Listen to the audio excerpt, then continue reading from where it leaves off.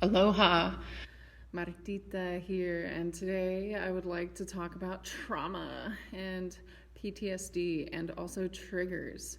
Briefly, a lot of us don't know that we have trauma. We're not aware that we have it, yet we still behave in trauma because it is a real experience.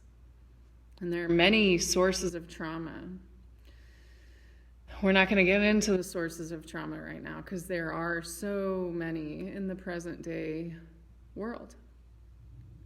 We are going to get into the triggers, however, because understanding our triggers will help us heal. It's one of the very first steps we can take to work through our personal trauma.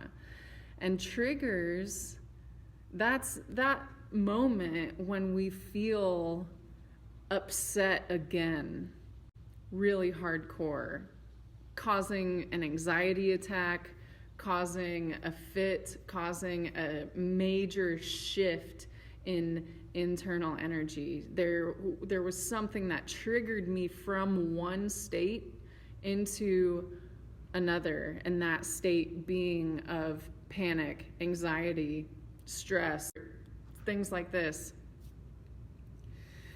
Triggers are what was present when the trauma occurred. Triggers can be a physical item. Triggers can be a person's behavior. It can be a characteristic. It could be literally anything, material or otherwise, that was present in the space we were in when the traumatic event occurred. And so, if we find ourselves walking through the day or night and being suddenly shifted into a space of serious stress, and it's internal, not really an external thing that we can pick out that is getting us to shift so quickly, it's likely that there is a trigger present in the room that is causing one to go back into the state of traumatic emotional experience. Triggers can be irrational and rational. When we're able to identify our triggers, we can choose to have such an awareness that we know why we have been shifted. We understand the triggers that bring us to that point. Irrational triggers, I'll use a personal example, foil. Some of you can guess why. It's an irrational trigger. It was something that was present in the space I was in when the event of trauma occurred. Irrational. It's one I need to work through. I did. It was the first one, actually. Working through the trigger of an item like foil, which was present in the space of trauma when it was occurring. It's not rational to be afraid of foil, and it would be pretty bad to be afraid of foil forever, right? So it's a molehill that needs to be dealt with. A smaller, irrational trigger can be dealt with first so that then we can start to work through and get enough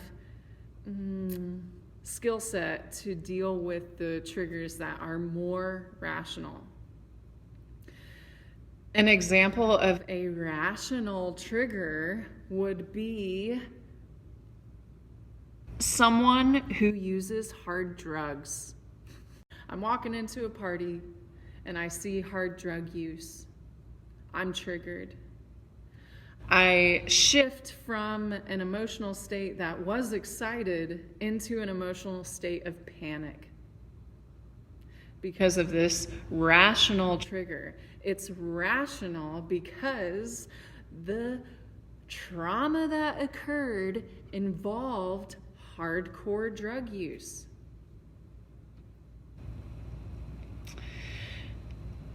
Knowing what was present at the moment of trauma and understanding that these triggers can be present in any area unexpectedly, which may set us off into anxiety. And if we're not aware of why, it can be really confusing. Identify your triggers. What was present? And how can we settle ourselves or work through the problem enough to get to the point where we're no longer affected so deeply and suddenly by something that was present in the past?